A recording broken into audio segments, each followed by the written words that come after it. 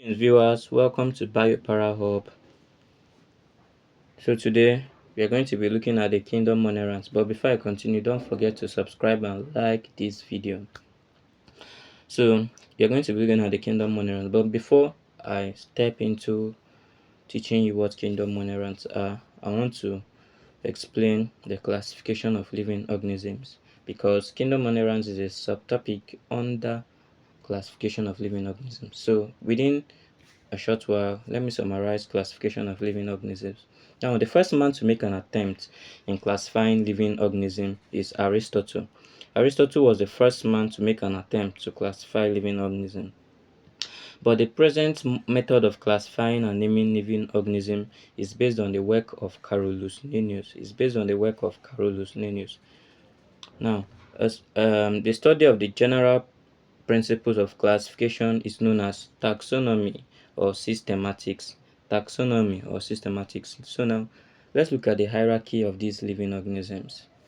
We have the kingdoms, to the phylums, to the class, to the order, to the family, to the genus, and then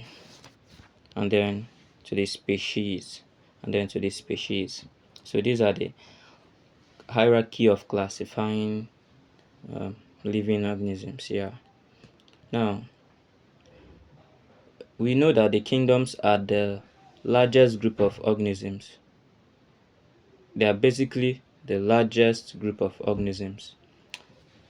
As we go down the levels, the variety of organisms decreases. The kingdom of course, has the largest variety of organisms. They have certain important features in common, but show many differences. So now, there's something that we call the binomial nomenclature. The binomial nomenclature is a standard system by which biologists or scientists use in naming living organisms. Take note of that. Jump repeated question. The standard system in which biologists or scientists use to name living organisms is called the binomial nomenclature. We are familiar with the common names of living organisms like cow, cat, human beings, maize, mango, but scientists don't name living organisms that way. They name living organism using a standard system, which we know as the binomial nomenclature. Now, the binomial nomenclature, the standard system which scientists use to name living organisms, is based on the genus and the species. For example, the scientific name of maize plant is Z maize. So now, Z is the genus, while maize is the species. For elephant is Loxodonta africana. Loxodonta africana. And then for human beings is the Homo sapiens. So these are the scientific name, and the first one is the genus and the second one is the species. Now let's look at these kingdoms. Carolus Linnaeus placed all living organisms into kingdoms. In this case, many one-celled organisms could not fit in properly. Because of it, they now brought out the 5 kingdoms, which include the kingdom Monera, kingdom Protista, kingdom Fungi, kingdom Plantae, and kingdom Animalia. Now, before I go into explaining kingdom Monera, which we are going to discuss broadly for today, I want to talk about the viruses. The viruses, they are not included in any of the 5 kingdoms. This is because biologists are still debating over their status as a living organism. So currently viruses are considered as non-living organisms. So in case they're asking any exam at all, viruses, are they living organisms or non-living organisms? Take note that viruses are non-living organisms. Now, viruses are extremely small and can only be seen through an electron microscope. We know we have 2 types of microscope, the light microscope and the electron microscope. The light microscope are the one we use in the school labs, but electron microscope are those microscopes that are found in the laboratory in the hospitals. It is so viruses do not have a cell structure, but it's made up of a coiled strand of nucleic acid enclosed within a protein coat. It can only reproduce inside the cells of other living organisms. Outside the living cell, it exists as a crystal. So viruses exist as living organisms inside the host, and they can be able to produce inside the living organism. But once they are outside the living cell or organism, it exists as a crystal. So viruses are economically important because they cause diseases in plants and in animals. Now, let's look widely at the kingdom monerans, which we're going to discuss about today. The kingdom monera. Now, it is the simplest living organisms. The simplest living organism. And the kingdom monera is are composed of two living organisms, the bacteria and the blue-green algae.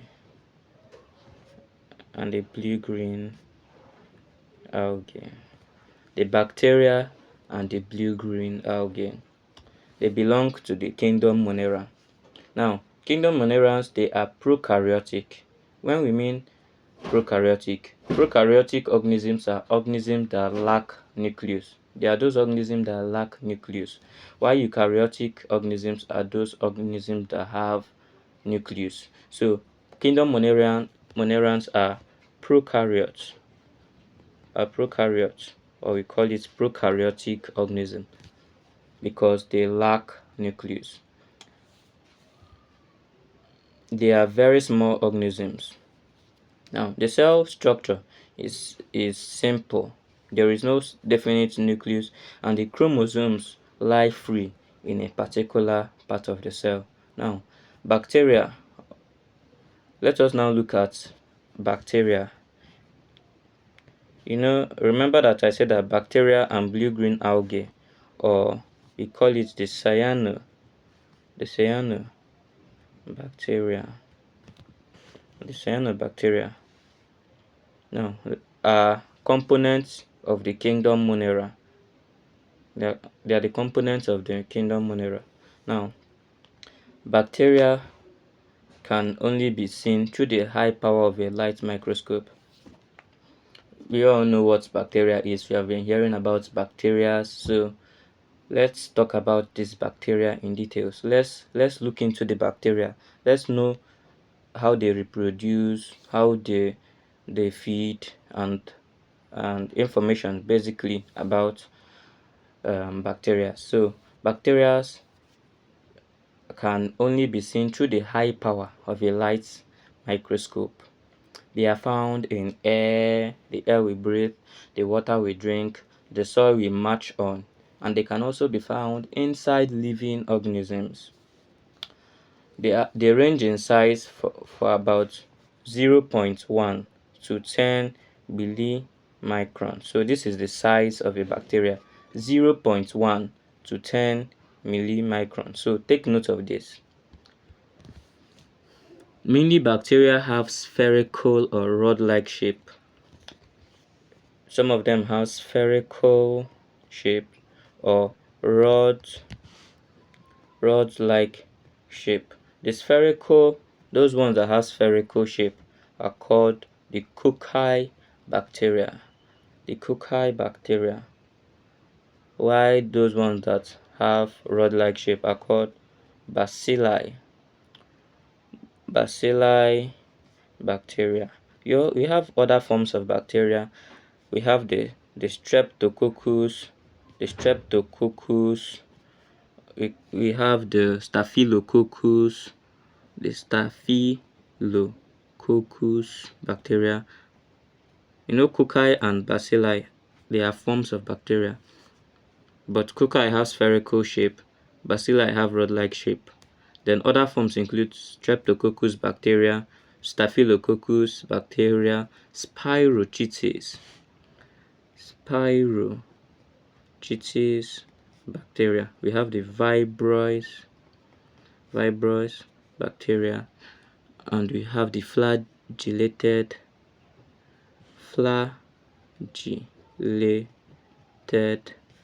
bacilli bacteria. So these are the forms of bacteria. Now, a few type of bacteria make their own food. You know, when we talk about nutrition in biology, they are classified into two major forms: the autotrophs and the heterotrophs. Now, the autotrophs are plants or organisms that can make their own food by the help of chemicals or chemical substances, while heterotrophs are those organisms that depend on autotrophs to feed on. Now, we have autotrophic bacteria and we have heterotrophic bacteria. Now, those autotrophic bacteria are those bacteria that make their own food. They make use of the energy from the breakdown of inorganic compounds to produce their own food. Most bacteria, however, take in already made food. So those ones are called heterotrophic bacteria. So the spelling: autotrophic bacteria. We have the heterotrophic bacteria. So those ones that make their own food, they make use of energy from the breakdown of inorganic compounds to make their own food, are called autotrophic bacteria, while those ones that take in already made food are called heterotrophic bacteria. Often they break down food present in dead organisms and absorb it. Such bacteria are known as saprophytes.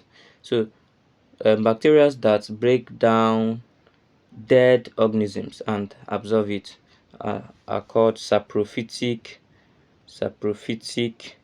bacteria. You know, in nutrition, those organisms that eat on dead organic matters are called saprophytes, and saprophytes are under heterotrophic nutrition. So saprophytic nutrition is under heterotrophic nutrition because they depend on another thing for food. You get? So now, those bacteria that cause dead organisms to decay or decompose, and they will now absorb it, they are called saprophytic bacteria. Excuse me. Another important point about bacteria, you know, they have motile bacteria, motile, and we have non-motile bacteria. Actually, you have motile and non-motile bacteria. Now, the motile bacteria are those bacteria that are able to move, and they have an organelle for movement. The organ bacteria used to move is called flagellum, and it has a whip-like structure. So motile bacteria, that's bacteria that are able to move, make use of an organelle called flagellum. They use the flagellum to move around, especially in water. Now, most bacteria reproduce by dividing into two daughter cells, which are identical to the parent cells. This is known as binary fission. This is known as what? Binary fission. Anyone watching this video, I would like you to bring a pen and paper and be taking note of these points. Now, I said earlier, most bacteria reproduce by dividing into two daughter cells, which are identical to the parent cell. This is known as binary fission and is a type of asexual reproduction. Now, the daughter cells can grow and divide into two within a few minutes. Thus, their rate of growth is very fast, and in a short time, a single bacterium would have given rise to several million individuals. Now, the cell division that occurs during asexual reproduction is called mitosis. It's called mitosis. Mitosis. The cell division that occurs during asexual reproduction is called mitosis, while the cell division that occurs during sexual reproduction is called the meiosis. It's called the meiosis. I hope you are getting this point. If there's any questions, you can ask in the comment section, then I will reply your questions. The cell division that occurs during asexual reproduction is mitosis, while the cell division that occurs during sexual reproduction is called meiosis. Bacteria of great economic importance.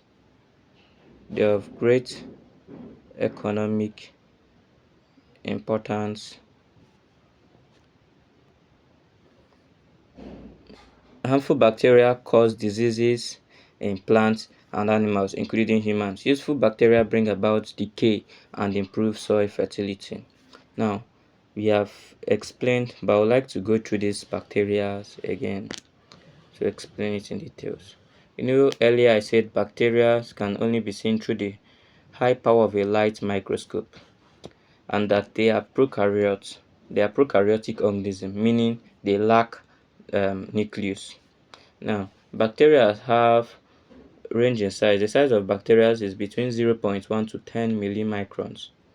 We have different forms of bacteria. We have cocci bacteria, which have a spherical shape. We have the bacilli bacteria, which have a rod-like shape. We have streptococcus bacteria. We have the staphylococcus bacteria. We have the spirochetes. We have the vibroids, and we have the flagellated bacilli. Now, based on their nutrition, we have the autotrophic bacteria and we have the heterotrophic bacteria. Now, autotrophic bacteria are those bacteria that are able to break down or make use of energy from the breakdown of inorganic compounds to make their own food. So they can make their own food using the energy they get, while heterotrophic bacteria are those ones that depend on already made food, which include the saprophytic bacteria, which depend on dead organic animals. So bacteria feed on dead organic matters.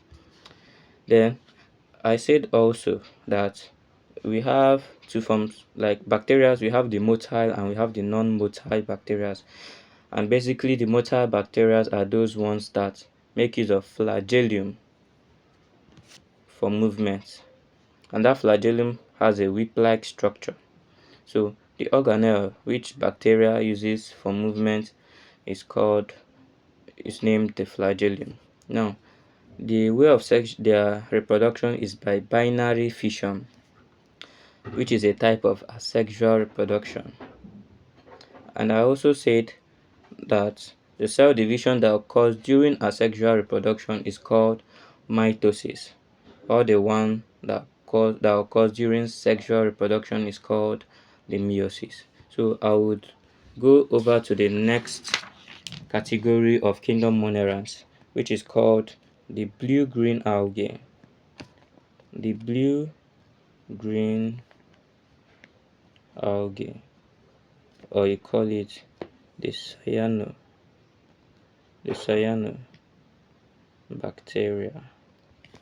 or the cyanobacteria.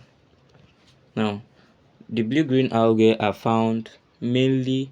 This is another class of kingdom monerans. Blue-green algae are found mainly in fresh waters and in damp places on land. They contain chlorophyll and they can make their own food. Since they can make their own food, they are autotrophs. The chlorophyll is not present in chloroplast but is dispersed as particles throughout the cytoplasm. Now, blue-green algae can exist as single cells. They can exist as single cells or as colonies or as colonies composed of clumps or long chains of nearly identical cells held together in slimy sheets. Now, we have three examples of blue-green algae. They include the nostoc, we have the oscillatoria, we have the anebina, So these are the three examples of blue-green algae. So in our next class, we will be looking at the kingdom Protista. So that will be all for today. Please, if there is questions, don't forget to ask in the comment section, and also subscribe and like this video. Share it across your friends. So thank you, and that will be all for today. Goodbye.